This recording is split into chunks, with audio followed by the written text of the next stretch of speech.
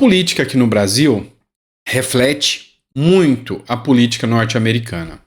Dentro da política, o que acontece lá nos Estados Unidos parece demais com o que acontece aqui no Brasil. O caso Trump e o caso Bolsonaro. Trump participou da primeira eleição, venceu com uma vitória esmagadora, depois não conseguiu o segundo mandato. Bolsonaro, da mesma forma, não conseguiu o segundo mandato.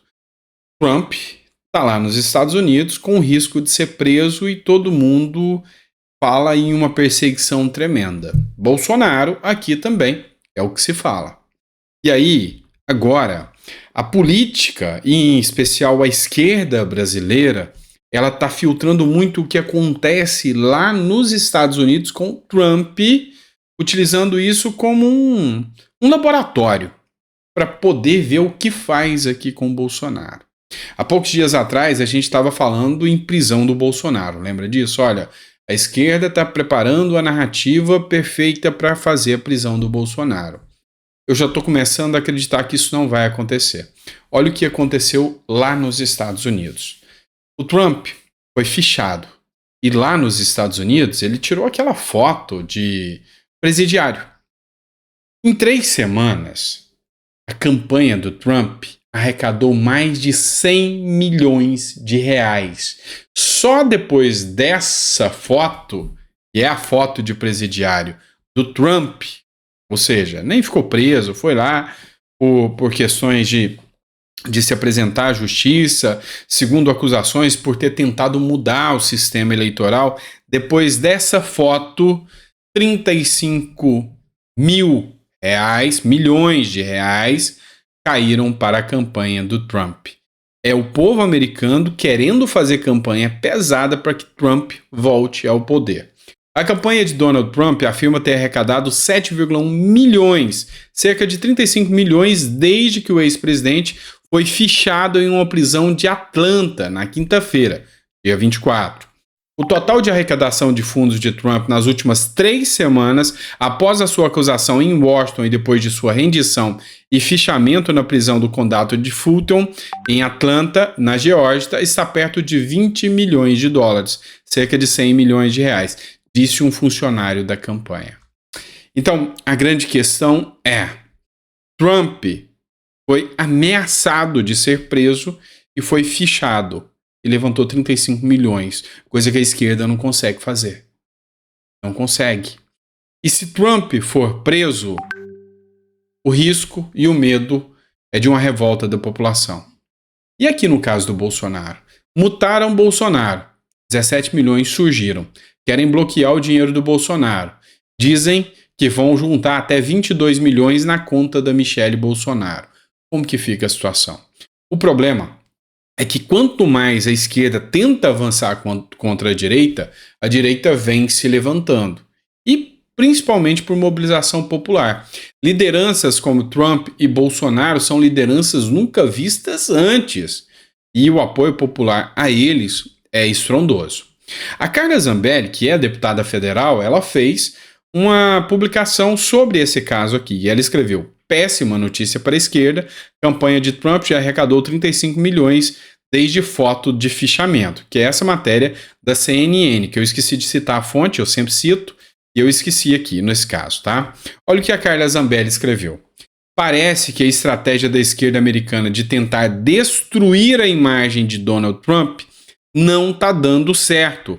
A campanha de Trump afirma ter arrecadado 7,1 milhões, cerca de 35 milhões desde que o ex-presidente foi fichado em uma prisão de Atlanta. Após a prisão de Trump, sua campanha começou imediatamente a vender mercadorias com a foto do ex-presidente. As vendas contribuíram para o total arrecadado, segundo fonte. Ou seja, a foto do Trump e o Bolsonaro, com toda certeza, se acontecer alguma coisa, se ele for fichado, não vão deixar tirar foto. Por quê?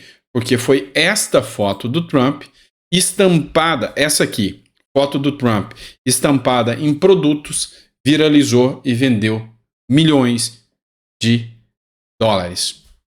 Pois é, a coisa está um pouco complicada para a esquerda, porque o povo está querendo a direita de volta. Bora falar agora do padre Júlio Lancelotti. Ontem eu me solidarizei com o padre Júlio Lancelotti. Eu sou contra qualquer tipo de violência, seja de espectro político, espectro ideológico ou qualquer fato que seja. Então me solidarizei, disse que eu tenho divergências políticas com o padre Júlio Lancelotti, não concordo com algumas medidas que ele prega, que ele propaga, mas eu tenho que respeitar. É assim o cerne da democracia. É assim que a coisa funciona. Mas teve um desdobramento. Quem fez ameaças contra o padre Júlio Lancelotti, e aqui é o Estadão que traz, foi um idoso de 72 anos de idade. Matéria do Metrópolis. Olha só o que ele falou. Misturei remédio com cerveja, diz idoso sobre a ameaça de padre Júlio. E eis a filmagem do senhor, de cara limpa, cigarrinho na boca, deixando o bilhete na porta da casa do Júlio Lancelotti. Um aposentado chamado Wilson Aliano foi quem fez as ameaças. E ele disse o seguinte: estava sozinho em casa, tomando remédio para labirintite, fui cair na asneira de tomar uma cerveja. Aí fiquei pensando, me deu uma revolta, escrevi o bilhete.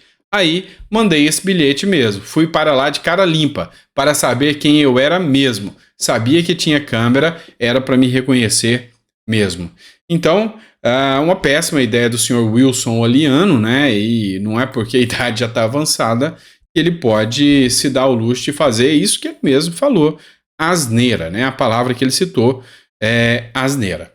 Então, enfim, a gente vai estar acompanhando aqui, vai trazer maiores informações sobre esse caso aqui, mas vamos ver o desfecho de tudo isso e esperamos que esse tipo de episódio não se repita. Vamos falar de Zanin agora um pouquinho, pessoal. O Zanin que está dando o que falar. O voto de Zanin sobre marco temporal assombra a esquerda. Após desgaste público com o posicionamento do ministro contra as pautas LGBT e descriminalização de drogas, cresce a expectativa sobre a questão indígena. Então trata do seguinte ponto. Tem um marco temporal que vai ser julgado. Só a grosso modo para você entender. O marco temporal é o seguinte. Querem decidir se os índios que estavam antes do período que a Constituição definiu, se esses já se sabe que têm direito às terras indígenas. Aqueles que assumiram as terras indígenas ou que não estavam no local depois que a Constituição foi instituída ou promulgada, esses é o STF que vai definir se ele tem direito à demarcação ou não. E agora a pilha do pessoal é para saber como o Zanin vai votar. O Zanin, que foi o advogado indicado pelo Lula para o STF, que está tendo voto mais coerente do que ministro indicado pela direita. Ninguém está entendendo o que está acontecendo. Se é uma estratégia, se não é. Eu duvido que seja uma estratégia, porque está gerando muitas críticas ao Lula.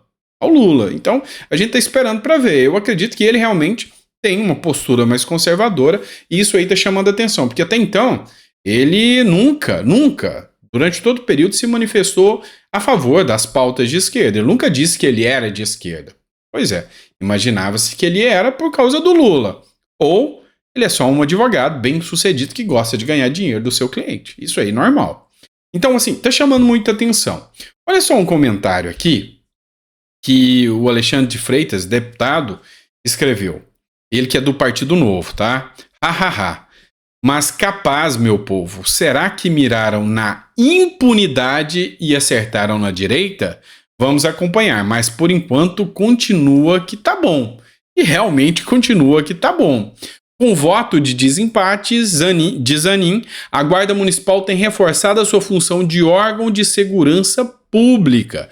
Um grande passo para que futuramente a Guarda deixe de perseguir camelôs e motoristas por aplicativos e passe a atuar onde realmente interessa, no combate a pequenos delitos do dia a dia, como furtos, roubos, droga. Isso aí deixou a galera que gosta das drogas, que tá afim das drogas, pilhada. Mas não é só a turma que gosta das drogas que ficou pilhada, não. Vamos lá. O que você imagina que aconteceria? Você lembra do caso do Alexandre de Moraes e do aeroporto? Lembra? Que teve uma discussão? O que você imagina que aconteceria se alguém da direita fizesse graves xingamentos contra um ministro, como o Alexandre de Moraes, por acaso? Seria pesado, né? Olha só, é a esquerda agora que está xingando e ofendendo o Zanin e ninguém fala nisso. Essa publicação é do MBL. Eu sei que talvez você não gosta muito do MBL. Tem coisas que eu gosto do MBL, tem coisas que eu discordo. Mas, olha só, pronto, Zanin já é nazi para os petistas por causa de meia dúzia de votos. Ou seja, agora ele já é considerado nazi, entendeu? Nazista, é aquilo mesmo que você está imaginando, tá? E olha só, Rodrigo Teixeira, é a publicação do MBL, veio e escreveu aqui para o Felipe Neto.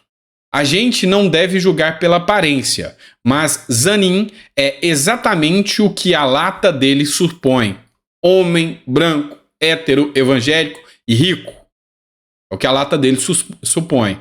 Já viu que coincidência que o nome dele é quase um acrônimo para nazi? Ou seja, será que estaria alguém aqui fazendo a comparação de que Zanin seria nazi? Pois é, agora a esquerda está na pilha e parece que não está gostando muito do Zanin. Parece que mirou a impunidade e colocou alguém de direita lá. Será?